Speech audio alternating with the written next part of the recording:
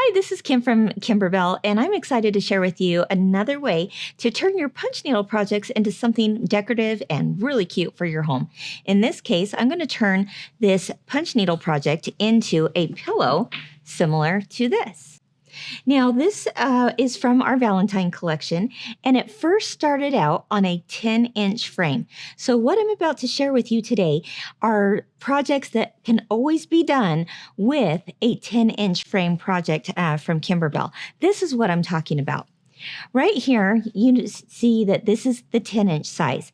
Now, some of our frames are 8-inch size, and while that would work, even in that case, there's a pillow form that's perfectly sized to fit this 10-inch framed size project, all right? So that's what we're going to start with.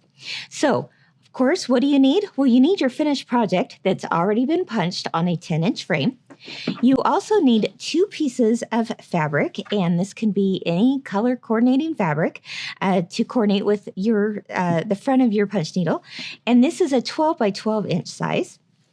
You'll also want a Kimberbell 8-inch pillow form.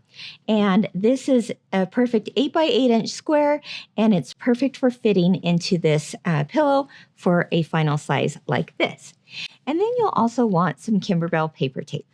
All right, this is so easy. You're going to love it. I'm going to set this aside. The first thing you want to do is actually iron your 2 pieces of 12 by 12 fabric in half. And you're going to iron these with wrong sides together. In this case, it's solid color on both sides, so it really doesn't matter. But if you had a patterned fabric, you'd want to make sure that the wrong sides are facing each other. Just iron them in half and then set those aside. Now, the other thing that you're going to need is a seam ripper. So what I'm going to do is actually cut this punch needle design off of the frame. And I do that very easily by just taking my seam ripper right to the side. And, you know, it doesn't really matter. This is going to be oversized and cut down anyway, but try to get it pretty close to the middle of that fabric. You see how it goes, it's just that cut is right through the middle of that side of the frame. And you'll just continue this process until the entire thing is cut off. Okay. Now that you've got that cut off your frame, just set the frame aside. You certainly could reuse it for another type of project, whether that be an art project or maybe another punch needle project, but you are done with this, so we're going to put it aside. And right now, it looks a little messy, doesn't it? Don't worry about that. It's going to be nice and clean and finished here in just a few minutes. All right, so of course we have the right side, we have the wrong side. I want you to keep the right side facing up.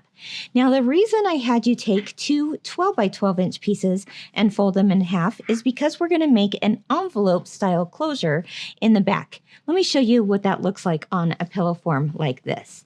An envelope style closure will open up like that so that you can then fold it over the pillow form and have a finished pillow quickly and easily. Okay, so that's what we're going to do.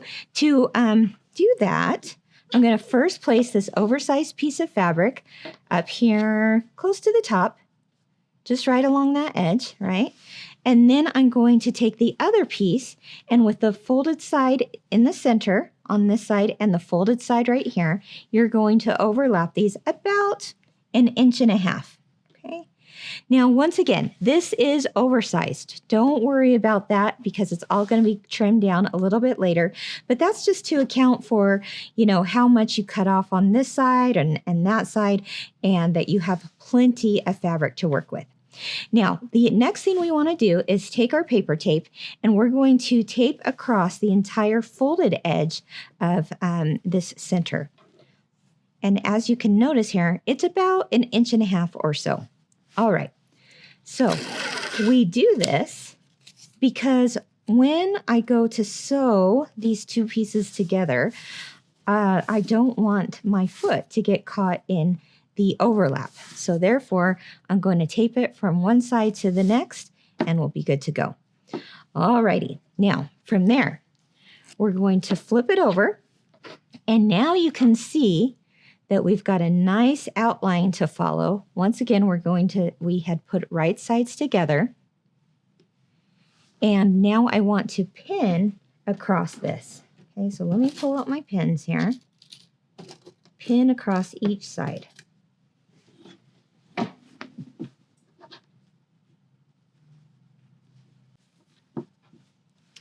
All right, now that you have this all pinned, all you need to do is take it over to your sewing machine, and with either a zipper foot or a walking foot, you're going to place your stitches right along this outside edge.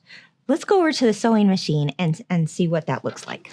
All right, we're now at the sewing machine, and as you can see, I've actually added my zipper foot onto the machine because that's going to help me get really up close and tight to the edge of this project. So I'm actually going to line up my yarn edge right up against this zipper foot. Now, to make the needle even go a little bit further in and catch all of those yarns, I've actually shifted it over to the left. Now, the other thing you can do is if you don't have a zipper foot, then you can certainly use a walking foot as well. That will work. And if you don't have a walking foot, you could certainly try to use a regular foot. Just make sure you slow your machine down and go nice and slow and gentle and not try to push the fabric through. And you probably can get away with that version too. Try it out on a little piece before you try to do the whole thing though. Zipper foot, walking foot is what I would highly recommend. Okay, so now I'm going to place this right up against there, and with that yarn placed right up against the edge of the foot, you can see that my needle is going to go down on top, a little bit on top of the yarn, and that is a-okay, all right, because now you're going to have that go right into the seam allowance, which makes it really, really cute. Now, when you start, go ahead and go forward a little bit, do a back stitch, and then continue to go forward. And even when I have my zipper foot on, I'm still taking it nice and easy and slow because I don't want those loops to get caught in my needle.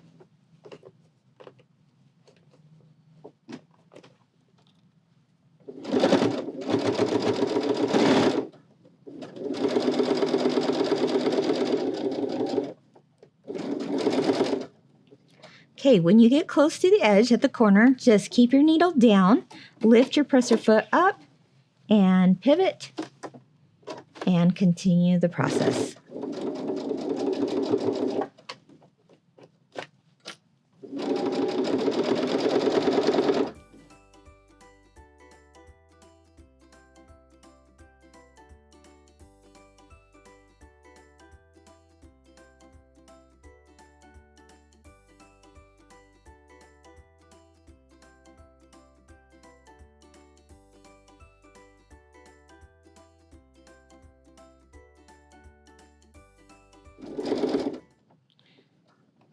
Okay, I'm now at the end. I've sewn around all four sides. I haven't stopped at all. I've just continued that process around the perimeter of all four sides. And now at the end, I'm going to do a little back stitch. All right, we are done sewing this on all four sides. As you can see here, I didn't start and stop anywhere to leave an opening because we already have that envelope closure on the back, which is good news. So just continue to sew through all four sides and then you're ready to finish this off. But it looks a little messy right now, doesn't it? Yeah, you've got threads and strings all over the place. So let me show you real quickly how I'm going to finish this off. But the first thing I'm going to do is actually remove that paper tape.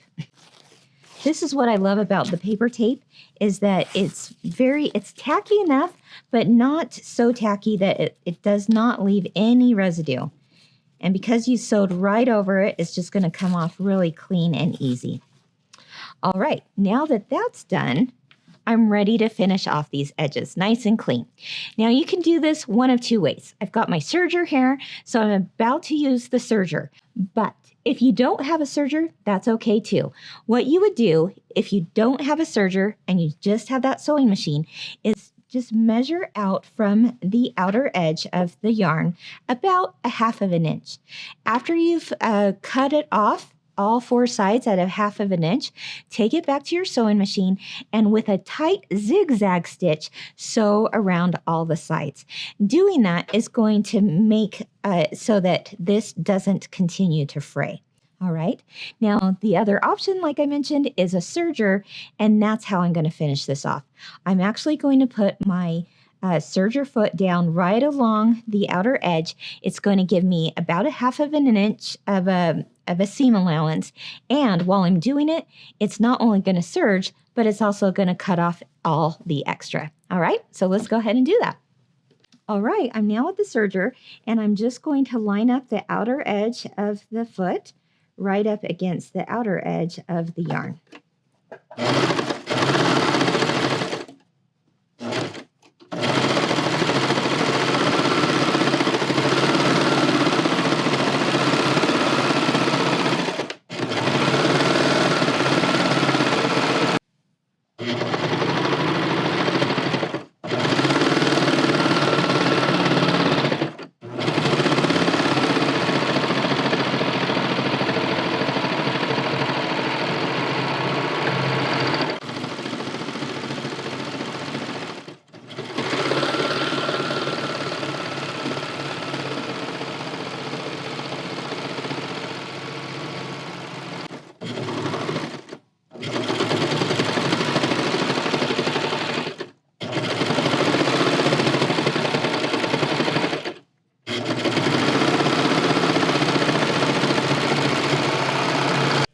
Once you finish serging, you have a nice, beautifully finished edge, like you can see here. But once again, if you don't have a serger, it's okay, because on your regular sewing machine, you can set your zigzag stitch a little bit tighter and be able to get the same effect.